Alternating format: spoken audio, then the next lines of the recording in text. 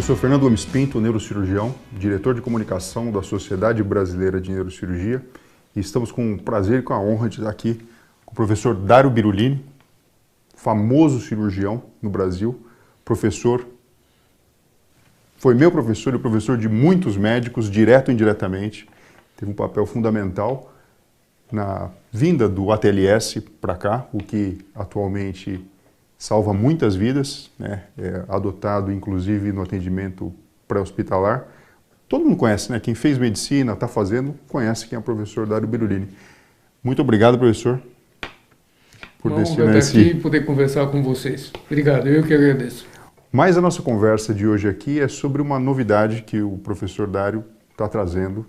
E como bom aluno, eu sinalizei o pessoal da Sociedade Brasileira de Neurocirurgia, e essa nossa conversa ela vai muito mais do que simplesmente para os neurocirurgiões.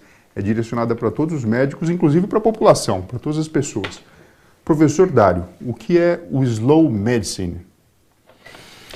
Então, na realidade, para eu poder explicar o que é Slow Medicine, eu precisaria não de 15, 20 minutos, meia hora, mas sim de um dia de bate-papo. Mas de qualquer forma, a Slow Medicine é um movimento que nasceu na Itália, no começo da década de 90, motivado por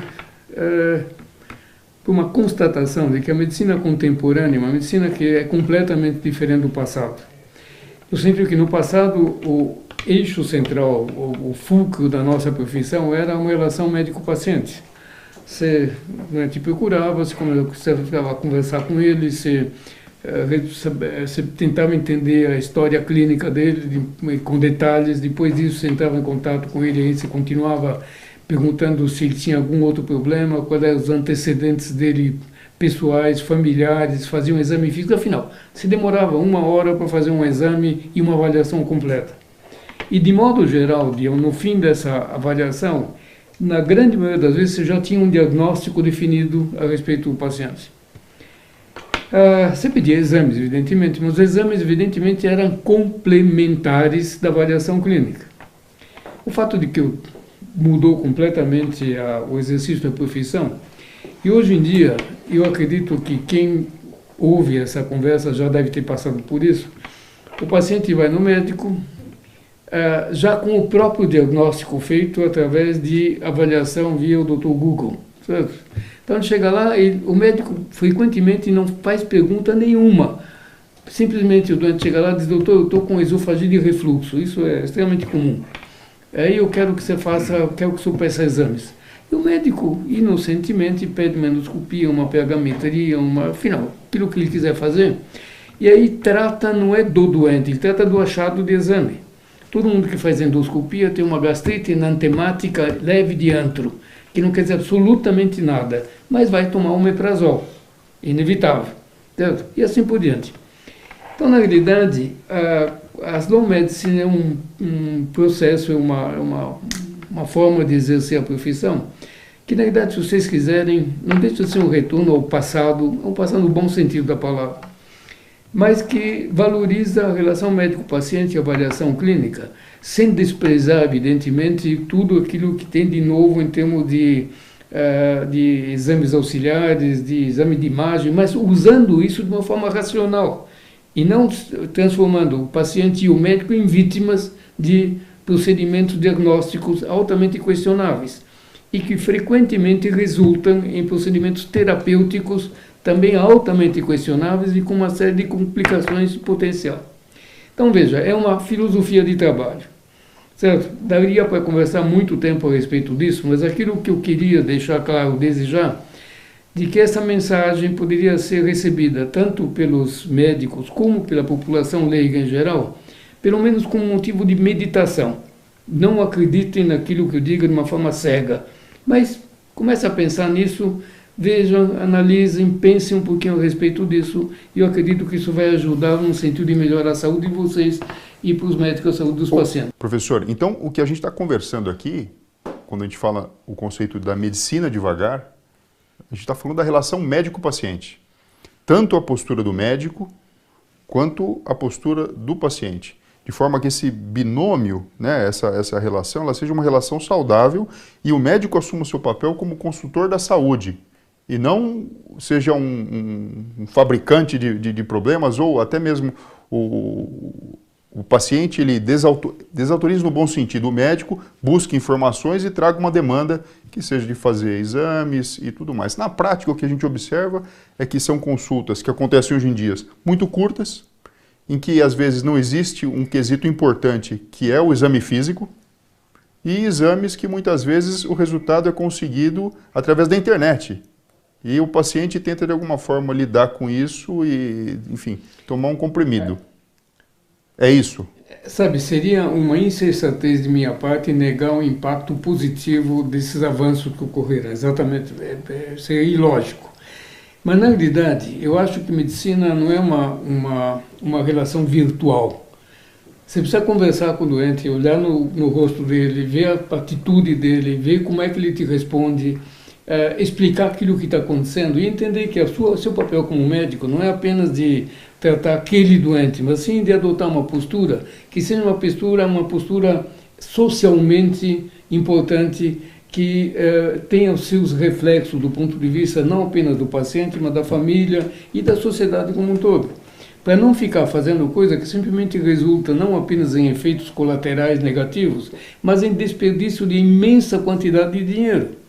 Nós vivemos aqui num momento com uma série de dificuldades, então na realidade a assistência à saúde frequentemente é precária e a gente joga dinheiro fora e faz uma série de coisas que não tem qualquer cabimento.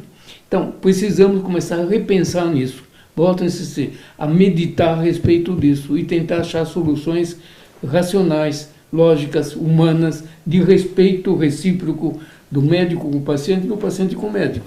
Bom, na neurocirurgia o que a gente percebe, professor, são cirurgias de coluna que muitas vezes são realizadas ou levadas em consideração, pacientes que têm uma lombalgia e têm um exame de imagem que pode induzir a achar que a cirurgia é necessária ou não, enfim, uma confusão. Pessoas querendo muitas vezes não trabalhar e ter direito de aposentadoria, que é uma coisa que complica bastante. Eu vejo no passado o senhor revolucionando a medicina aqui no Brasil, trazendo um protocolo de conduta para atender o doente vítima de trauma. E nós da neurocirurgia nos beneficiamos disso. E todos os pacientes, de uma forma organizada. Porque aconteceu um acidente, a gente precisa de uma conduta imediata, senão a vida vai ser perdida. E eu vejo agora o professor trazendo aqui uma forma de pensar sensata, para o paciente que é atendido em ambiente de consultório. Está certa a minha forma de pensar? Sim, não só no ambiente de consultório, veja bem, isso aqui é uma coisa que, como neurocirurgião, quando você vai operar um doente, acho que é importante você conversar com ele, explicar por que você vai operar, o que você vai fazer, levantar a possibilidade de dúvidas que ele tenha, tentar esclarecer essas dúvidas, esclarecer como é que vai ser a cirurgia, como é que vai ser o pós-operatório, quanto tempo vai ter que permanecer no hospital, quais são as consequências ou, digamos, as eventuais problemas que ele pode enfrentar. Eu acho que isso tem que ser uma conversa absolutamente clara, honesta, franca, transparente e que permita que o doente realmente te veja não apenas como um técnico que vai fazer um procedimento, mas como um ser humano que está interessado na saúde integral dele, na saúde tanto do ponto de vista físico como psicológico, certo? Então, para isso, precisa ter um vínculo claro. Professor Dário, então, o senhor acredita e nos orienta que cada paciente, o ideal seria, na relação médico-paciente, deveria ter um médico para chamar de seu. Ah, sim. E isso seria, talvez, o princípio da prática propriamente dita. Não há a menor dúvida quanto a isso. Eu acho que medicina, a relação médico-paciente não tem nada a ver com shopping center. Não adianta se dizer, não, eu estou passando mal, eu vou no pronto-socorro mais perto de casa para ser atendido. Isso, tudo bem. Se o indivíduo está morrendo, eu entendo isso. Agora, se tiver com algum sintoma, ele vai procurar o pronto-socorro, acho que isso é absolutamente descabido. Eu acho que cada paciente deveria ter, pelo menos, um conselheiro que pudesse atender um telefone, dizer, olha, você está com esse problema, você vai procurar fulano, beltrano, afinal, dar uma orientação para o paciente. Agora, imaginar que você possa fazer uma medicina sem personalização, uma medicina baseada apenas em suposições, em protocolos, eu acho que isso daqui é algo que seguramente dá resultados altamente negativos e propicia cada vez mais aquilo que a gente chama o que nos Estados Unidos chama de medicina defensiva, defensive medicine, que eu já faz muitos anos chamo de offensive medicine, ou de expensive medicine, porque você joga dinheiro fora, pedindo exames e inventando diagnósticos. Tá bem? Então, acho que precisa ter uma relação médico-paciente com o respeito recíproco e com a possibilidade de uma conversa quando tem qualquer tipo de dúvida. E a forma de atuar e de mudar essa consciência seria onde? Na escola médica? Apenas? Muito bom. Então, veja bem, eu acho que, da mesma forma, você falou do ATLS, da mesma forma que o ensino do atendimento inicial traumatizado não é para especialistas em trauma, mas é para qualquer médico que devia ser ensinado na escola de medicina. Da mesma forma, essa relação médico-paciente e o princípio básico da nossa profissão devia fazer parte do ensino de medicina, não tem a menor dúvida quanto a isso. Certo? Eu acho que é mais importante você conhecer, às vezes, essa relação médico-paciente do que você conhecer em anatomia, em detalhes, ou fazer qualquer outra, alguma técnica cirúrgica. Acho que a técnica importante é essa de relacionamento médico-paciente. Isso devia ser ensinado obrigatoriamente nas escolas de medicina. Professor, o que eu vejo? Na década de 80, 90, havia um problema e o senhor, junto com uma equipe de médicos, trouxe a solução. Então, cursos de ATLS, e hoje em dia praticamente todo o Brasil é coberto com esse conhecimento. Ou seja, não havia tempo para esperar as escolas médicas incorporarem aquele conhecimento todo. O senhor concorda? Atualmente a gente está vendo a mesma coisa. A população está vivendo mais, isso é bom por um aspecto, mas por outro a gente vê os planos de saúde cada vez com valores mais caros, o Sistema Único de Saúde não dando conta do recado, e enfim, esse conceito chegando aqui para justamente contemplar uma qualidade de vida na terceira idade, ou quando o indivíduo está já usufruindo toda a experiência que teve de bagagem. E eu sei que houve o lançamento do livro, do professor que foi traduzido para cá, existe um grupo já estruturado, então eu vejo aqui um embrião de algo que aconteceu na década de 90. Ninguém me falou isso não, eu estou falando do que eu percebi. Estou certo? Está certo. Na realidade, a Slow Medicine, a medicina sem pressa que nós estamos lançando aqui, tem como intuito exatamente de começar a divulgar esse tipo de conhecimento independente de escola médica. Estou te falando que da mesma forma que a TLS começou a divulgar conhecimentos em grupos de cirurgiões em várias cidades e vários estados do país, esse programa de Slow Medicine, Medicina Sem Pressa, também tem o intuito de começar a sensibilizar a população médica e, eventualmente, os estudantes de medicina a pensar a respeito disso. Aliás, eu tenho recebido vários convites para falar a respeito do Slow Medicine, tanto em sociedades médicas diferenciadas como em centros acadêmicos. Certo? Então, os estudantes estão começando a perceber a importância disso, entende?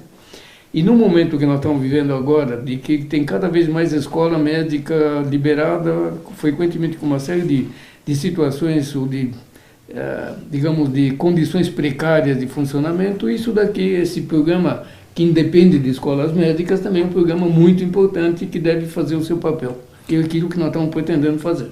Professor, eu agradeço muito essa conversa que a gente teve, realmente inspiradora.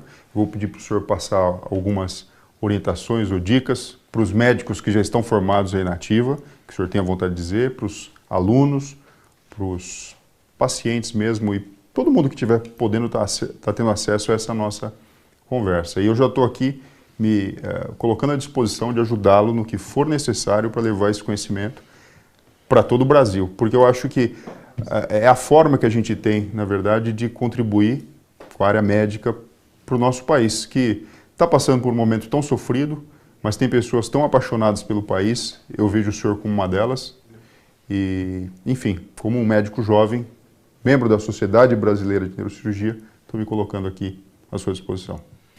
Então, veja, na realidade, a minha sugestão é de que, mais uma vez, repito aquilo que eu disse, que cada um que me ouve aqui, o que nos ouve aqui, que pense e medite a respeito disso. Pensa um pouquinho, não se transforme simplesmente numa vítima de tecnologia. Ou aquilo que eu digo da dupla fatídica, innovation and technology. De partir da premissa de tudo que é novo, é bom, funciona. Nós somos fruto de uma evolução que ocorreu durante centenas de milhares de anos. Ele precisa ter bom senso para entender que o nosso perfil individual, tanto anatômico como fisiológico, como genômico, é próprio e, portanto, ele precisa ter um bom senso no sentido de analisar e não virar vítima afinal, de protocolos ou de regras fixas, certo? Então, meditem a respeito disso.